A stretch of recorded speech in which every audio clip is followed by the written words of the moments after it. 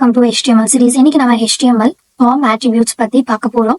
Formல நம்ம ரெண்டு attributes use பண்ணுவோம். ஒன்னு action, இன்னொன்னு method.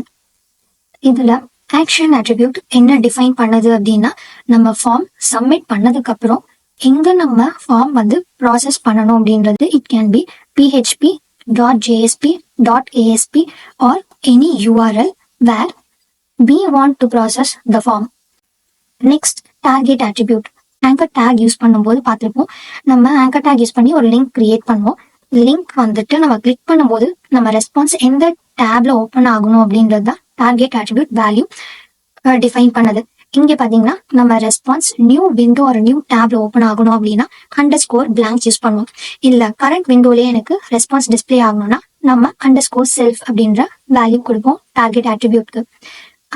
_parent வந்துட்டு நம்ம ரெஸ்பான்ஸை பேரண்ட் ஃப்ரேம்ல டிஸ்பிளே பண்ணுவோம். _top இது ஃபுல் பாடி ஆஃப் த விண்டோல ரெஸ்பான்ஸை டிஸ்பிளே பண்ணும். ஃப்ரேம் நேம் இது யூஸ் பண்ணுவோம். இந்த வேல்யூ வந்துட்டு நம்ம என்ன நேம்டு ஐ ஃப்ரேம் கொடுக்குறோமோ அங்க நம்மளுடைய ரெஸ்பான்ஸ் டிஸ்பிளே ஆகணும். Next method attribute. மெத்தட் அட்ரிபியூட்ல நம்ம ரெண்டு வேல்யூஸ் பாஸ் பண்ணுவோம். ஒன்னு கெட், இன்னொன்னு போஸ்ட். இது ரெண்டுமே வந்து நம்மளுடைய ஃபார்ம் டேட்டாஸை கிளைண்ட் டு சர்வர் டிரான்ஸ்ஃபர் பண்றது தான் யூஸ் பண்றோம். டிஃபால்ட்டா HTTP மெத்தட் வந்து ஃபார்ம் சப்மிட் ஆனா டேட்டாஸை கெட் மெத்தட் மூலியமா தான் கிளைண்ட் டு சர்வர் டிரான்ஸ்ஃபர் பண்ணோம்.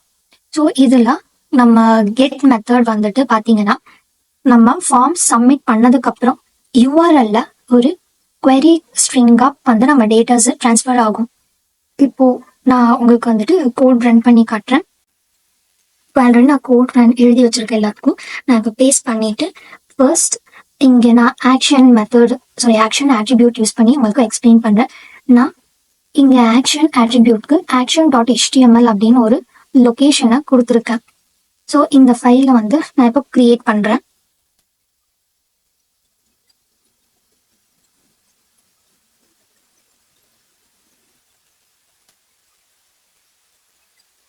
நான் action.html அப்படின்னு ஒரு ஃபைல் கிளிக் பண்ணிட்டேன். கோ லைக் கொடுக்குறேன்.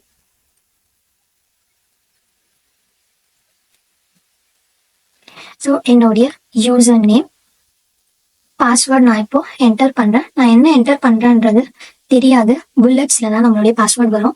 இப்போ நான் இந்த ஃபார்மை சப்மிட் கொடுக்குறேன். நான் சப்மிட் கொடுத்ததும் எனக்கு action.html அப்படின்ற அந்த பேஜுக்கு என்னுடைய டேட்டாஸ் எல்லாம் டிரான்ஸ்ஃபர் ஆயிடுச்சு.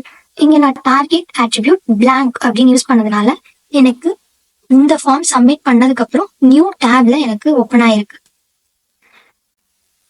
மெத்தட் யூஸ் பண்ணி இங்க நான் கெட் மெத்தட் யூஸ் பண்ணியிருக்கேன். இங்க நான் டார்கெட் செல்ஃப் கொடுத்துருக்கேன். ஸோ எனக்கு ஃபார்ம் சப்மிட் பண்ணதுக்கு அப்புறம் சேம் பேஜ்லேயே தான் லோட் ஆகும். இங்க மெத்தட் கெட் கொடுத்துருக்கிறதுனால நம்ம என்ன இன்புட் வாங்குறோமோ அதை ஃபார்ம் சப்மிட் பண்ணதுக்கு அப்புறம் URL-ல query string-ஆ நம்மளுடைய டேட்டாஸ் டிரான்ஸ்ஃபர் ஆகும். ஸோ இப்போ நான் சேவ் பண்ணிட்டு ப்ரௌசருக்கு போறேன்.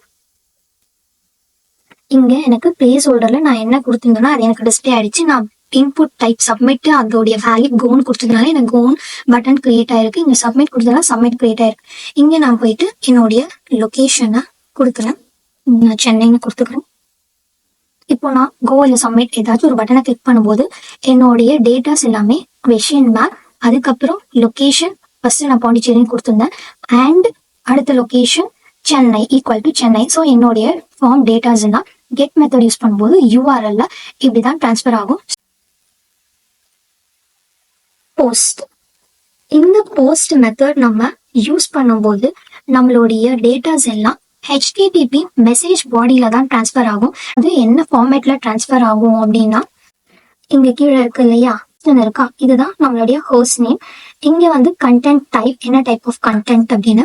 இங்க லென்த், நம்மளுடைய இந்த டேட்டா டிரான்ஸ்ஃபர் ஆகுது இல்லையா அந்த லென்த் என்ன அப்படின்றது இங்க வந்து மென்ஷன் ஆகும்.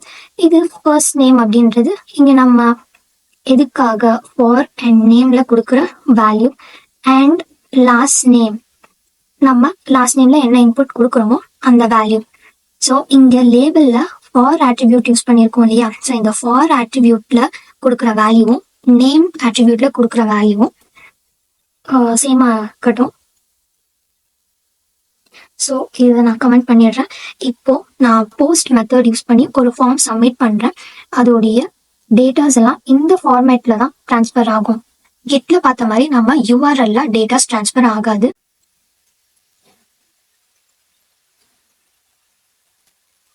இப்போ வந்துட்டு என்னுடைய input first name robin Wilson.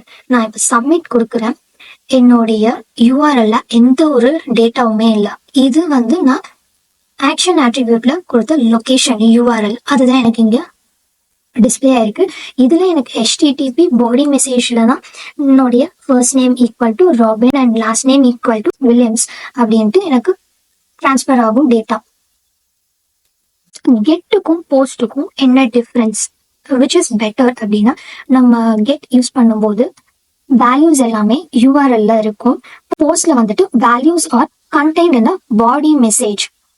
Get method use பண்ணா நம்மளுடைய லென்த் லிமிடேஷன் 255 கேரக்டர்ஸ்.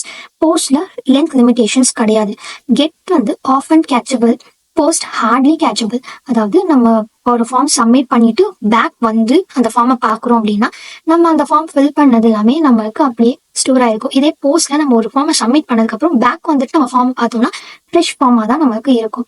கெட் மெத்தட்ல ஸ்ட்ரிங் டேட்டா டைப்ஸை சப்போர்ட் பண்ணும். போஸ்ட் மெத்தட்ல different data types like string, numeric, binary எல்லா டேட்டா டைப்ஸும் சப்போர்ட் பண்ணும். அதே மாதிரி கெட் எதுக்கு மோஸ்ட்டாக யூஸ் பண்ணுவோம்னா, ஒரு இன்ஃபர்மேஷன் நம்ம சப்மிட் பண்ணும்போது அது security is not important, not required அப்படின்றப்ப நம்ம கெட் மெத்தட் யூஸ் பண்ணுவோம். ஒரு விஷயம் நம்மளுக்கு வந்து செக்யூரா இருக்கணும் அப்படின்றப்ப நம்ம போஸ்ட் மெத்தட் யூஸ் பண்ணுவோம்.